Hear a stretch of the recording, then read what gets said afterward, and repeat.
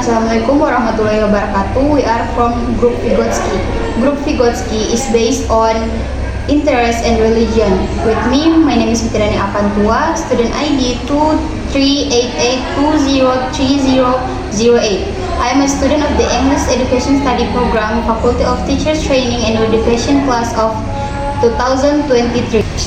My name is Rayana Miramal Darise, student ID 2388203022. I am a student of the English Education Study Program, Faculty of Teacher Training and Education class of 2023. And my name is Nadia Safitri, student ID 2388203016. I am a student of the English Education Study Program, Faculty of Teacher Training and Education in class of 2023. We interview Mrs. Siti Fitriawati Mahmudi SPD FPD, the founder of an English course of elementary to junior high school students, as well as two other respondents who are students at the course. Okay, now I will present about the background of the interview. In the process of designing a lesson plan, interviews are conducted as one of the methods to collect data in order to understand students' needs, characteristics, and the learning environment. Interviews provide more in-depth and contextual information compared to purely quantitative data. This is essential to ensure that the lesson design is relevant, effective, and aligned with the real conditions students face. And the purpose of the interview is the first one is to identify student learning needs directly from teachers, students, or others relevant parties. The second is to explore students' characteristics, such as learning style, social backgrounds, prior knowledge, and interests. And the third is to understand challenge or obstacle faced in previous learning process. And the fourth is to gain insight on teaching methods, media, or approach considered effective. And the fifth, to align the lesson plan with the specific classroom or school context to make it more applicable and impactful. Thank you. Next, literature review on learning paradigm. According to Joyce and Will, a learning paradigm reflects belief about how students learn, the role of teacher, as well as the method and strategies used in the learning process. Fundamentally, there are three major paradigms in learning: behaviorism, cognitivism, and constructivism. The first is behaviorism paradigm.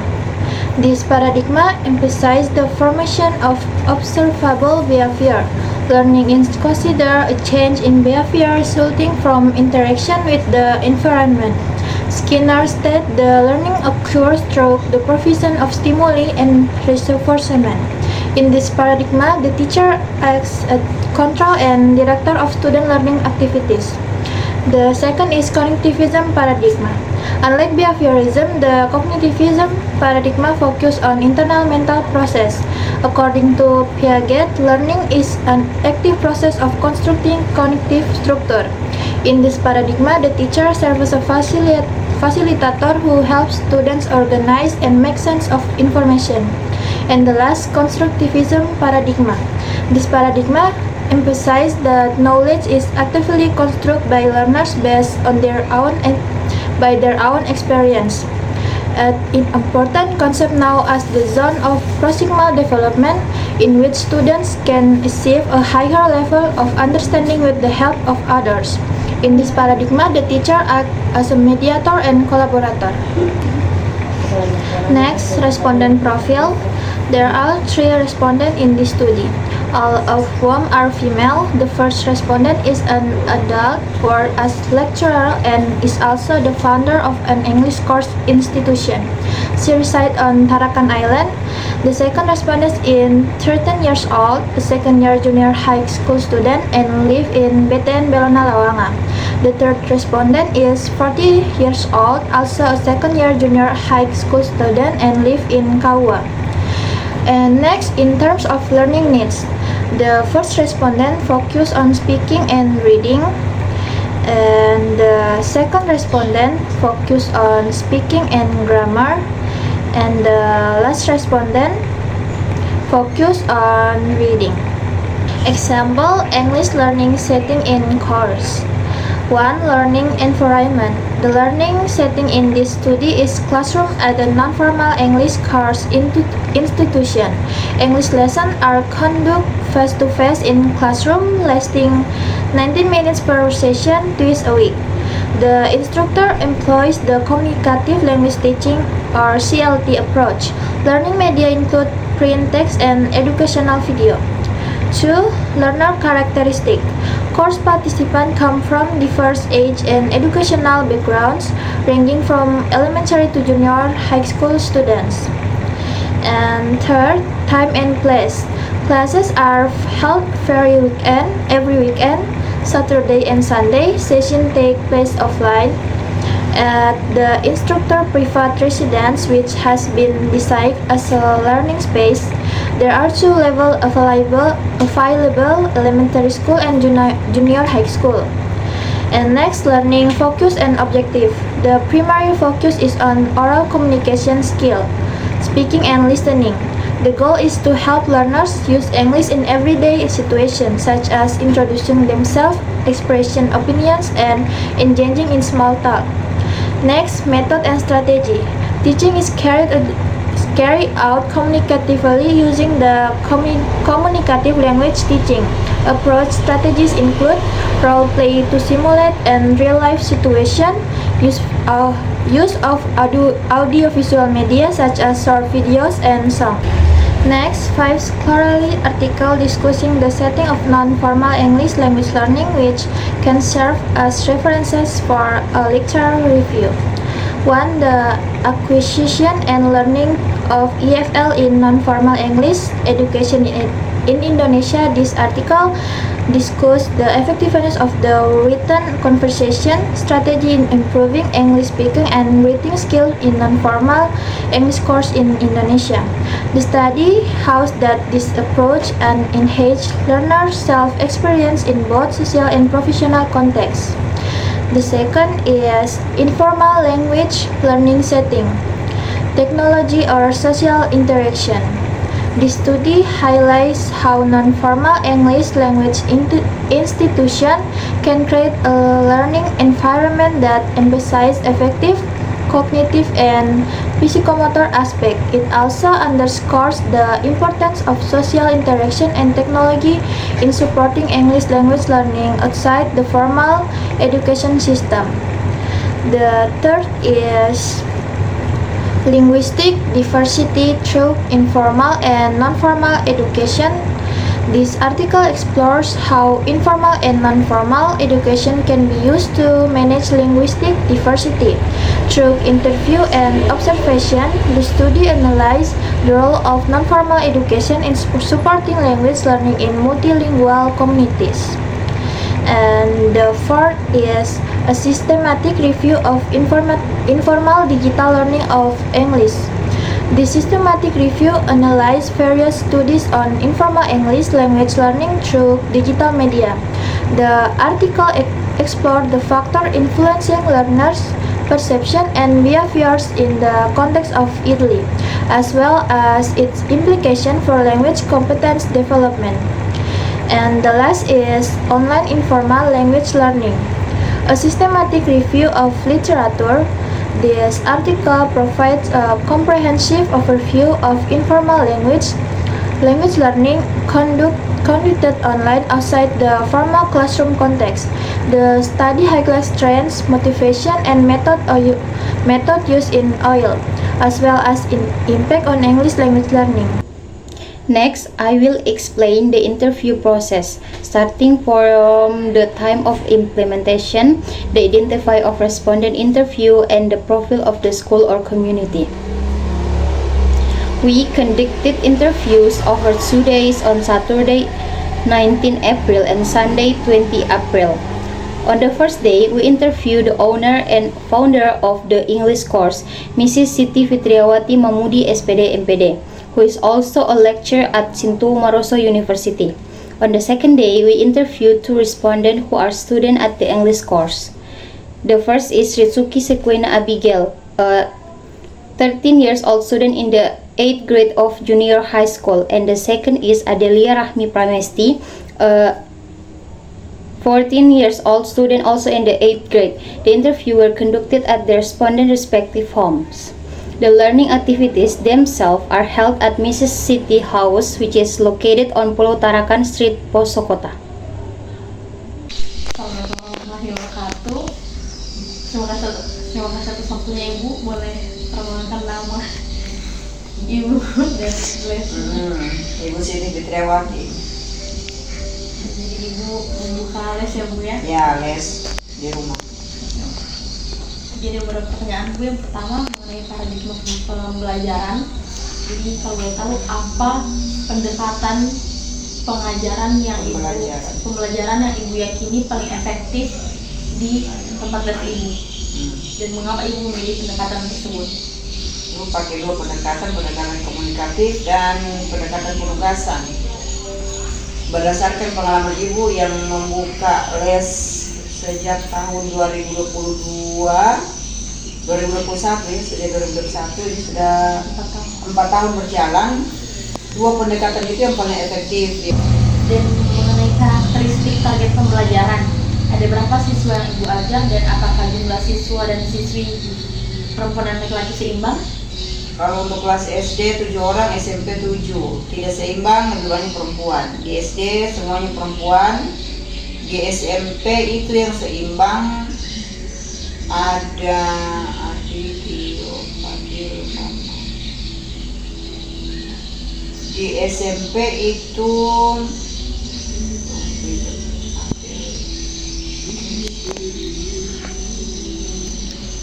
kalau untuk kelas SMP lebih banyak laki-laki.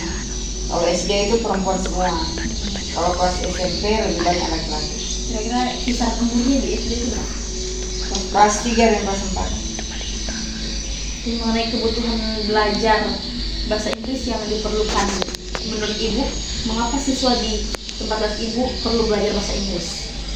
Ya, karena tuntutan kurikulum satu, juga tuntutan perkembangan zaman, tuntutan kemajuan sekarang yang semua serba digital.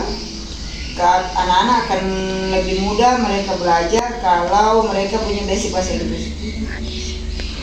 Dan apakah kosakata atau topik apa yang menurut Ibu relevan untuk mereka pelajari? Kalau untuk SD itu dia lebih ke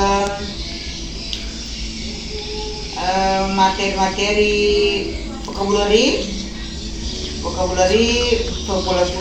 basic, baik itu verb, adjective atau noun dengan daily activity. Kalau untuk SMP itu dia lebih ke grammar. Dan mengenai setting pembelajaran bahasa Inggris, fasilitas apa saja yang tersedia di tempat les Ibu? Kalau sama Ibu sih ini masih terbatas sih, baru sebatas papan tulis, gambar-gambar. Dan kadang-kadang yang untuk SD, kalau SMP itu hanya sekedar papan tulis dan jarang saya pakai video. Ada juga pakai tapi jarang. Kalau SD itu dia lebih variatif karena SD itu kadang anak-anak itu kita kayak main game ya, ada game. Fasilitasnya itu kayak papan tulis, video juga ada, terus gambar-gambar. Dan pertanyaan terakhir Ibu, menurut Ibu apa kebutuhan dari rancangan pembelajaran yang dibutuhkan pada Ibu? Ya, kalau rancangan selama ini Ibu sudah walaupun Ibu tidak tulis, tapi rancangan pembelajaran itu sudah Ibu terapkan langsung ya. Mungkin lebih ke apa ya? Kalau writing tidak sih. Dorang itu anak-anak umur begitu, dorang tulisan itu dorang hafal dengan cara menulisnya. Itu kelebihannya anak-anak SD dan SMP itu. Ketika mereka melihat, bahkan kadang saya kurang satu bilang, Ibu bukan begitu tulisannya Bu, kurang satu. Nah, itu kemampuannya anak-anak SD dengan SMP itu bagus. Kalau saya sih lebih ke kalau yang SD ya. Kalau SD rancangannya lebih speaking saja dulu kalau untuk SD. Mungkin speaking. Kalau untuk SMP lebih ke penguasaan grammar sama listening mungkin. Tapi terlalu tinggi tadi. Interesting. Paling reading saja. Baik, terima kasih Bu atas waktunya. Terima kasih. Assalamualaikum warahmatullahi wabarakatuh. Oke, selamat siang. Siang. Oke, perkenalkan nama saya Fitriana Pantua. Saya mahasiswa Unsima, Prodi Pendidikan Bahasa Inggris. Di sini saya akan menanyakan beberapa pertanyaan kepada Ade. Tapi sebelum itu boleh perkenalan diri dulu, nama, kelas, sama umur. Nama saya Rizuki Sabrina Abigail, kelas 8 SMP. Umur saya 13 tahun. Oke, langsung ya ke pertanyaannya. Pertama yaitu, menurut Ade, seperti apa cara belajar yang menyenangkan atau efektif selama belajar bahasa Inggris? Menurut saya paling menyenangkan yang efektif dengan cara atau metode permainan atau game. Karena selain seru, materinya juga bisa masuk ke otak lebih gampang. Terus, apakah Ade lebih suka belajar dengan sudah. Lanjut, Jo. Apakah Ade merasa nyaman belajar di kelas bahasa Inggris saat ini? Nyaman, soalnya lingkungannya juga saling mendukung satu sama lain, tidak ada konflik, jadi belajarnya itu nyaman, gampang menyerap materi. Terus, apa tantangan yang Ade hadapi saat belajar bahasa Inggris? Kosakata baru, jadi misalnya kalau ada vocabulary yang saya tidak tahu, jadi jadi sulit untuk mengerjakan soalnya. Terus, apakah di rumah Ade mendapatkan dukungan untuk belajar bahasa Inggris? Ya, saya mendapat dukungan, soalnya bahasa Inggris kan bahasa internasional, jadi lebih sering digunakan. Makanya kalau untuk daftar SMA, saya diharuskan belajar bahasa Inggris. Oke, terus menurut Ade, untuk apa pentingnya belajar bahasa Inggris? Apakah Ade bisa menggunakan bahasa Inggris untuk hal tertentu, misalnya nonton film, main game, atau Bisa sih, karena dapat membantu saya untuk bisa menerjemahkan atau mengerti sesuatu dalam bahasa Inggris. Terus, apa yang Ade ingin kuasai dalam belajar bahasa Inggris? Contohnya itu seperti berbicara, menulis, mendengar, atau membaca. Kalau saya ingin kuasai semuanya ya. Soalnya kalau cuman pilih salah satu kan tidak efektif nantinya. Jadi semuanya. Iya. Oke. Terus, apakah Ade punya buku atau akses internet untuk membantu belajar bahasa Inggris? Buku sih tidak ada, cuman lewat YouTube saja atau TikTok, internet gitu. Oke. Terus yang terakhir, apa yang Ade butuhkan agar bisa belajar bahasa Inggris dengan lebih baik? Maksudnya apa? Maksudnya kebutuhan apa yang Ade perlukan supaya menambah pengetahuan bahasa Inggris itu? Kan sekarang masih les kan, terus apa yang diajar sekarang tentang apa? Saya lupa. Sampean stop. Apa ya? Ya pokoknya kebutuhan nih saja, kebutuhan yang akan Ade lakukan belajar bahasa Inggris, dalam belajar bahasa Inggris. Kebutuhan. Mungkin apa yang mau lebih ditingkatkan dari les itu, misalnya menulisnya atau membacanya atau mendengarnya, yang Adel mau untuk kembangkan, yang misalnya Yang saya mau kembangkan yang paling mau sekali Paling Adel butuhkan apa? speaking sama grammarnya. sama grammar. Oke.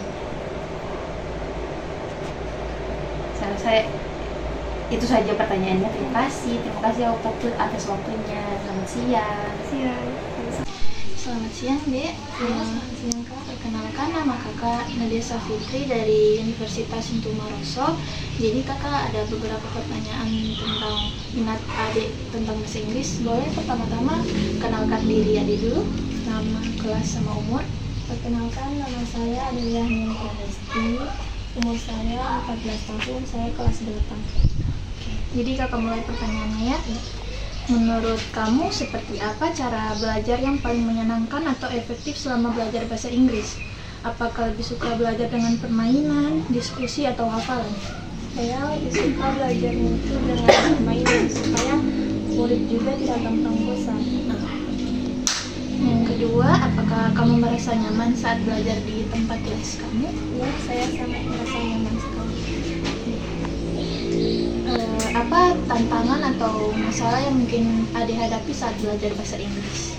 Mungkin untuk menghafalkan kosakata Inggris itu agak sulit. Apakah di rumah Ade ada yang mendukung Ade untuk belajar bahasa Inggris? Ya, seluruh anggota keluarga saya sangat mendukung.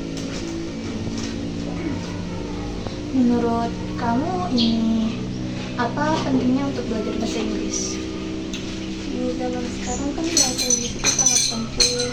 Terus apalagi bahasa Inggris itu bahasa utama di dunia ini. Jadi sangat penting untuk saya menguasai bahasa Inggris supaya bisa berkomunikasi dengan banyak orang. Apakah kamu ingin bisa menggunakan bahasa Inggris untuk hal tertentu, misalnya kayak nonton film, main game, atau chattingan dengan teman luar negeri? Ya, saya sangat membutuhkan itu agar komunikasinya juga lebih nyambung. Apakah kamu punya buku atau akses internet untuk membantu belajar bahasa Inggris? Ya, saya mempunyai itu di rumah. Sama kamu pakai internet juga untuk belajar bahasa Inggris kayak YouTube? Iya. Apa yang kamu butuhkan agar bisa belajar bahasa Inggris lebih baik?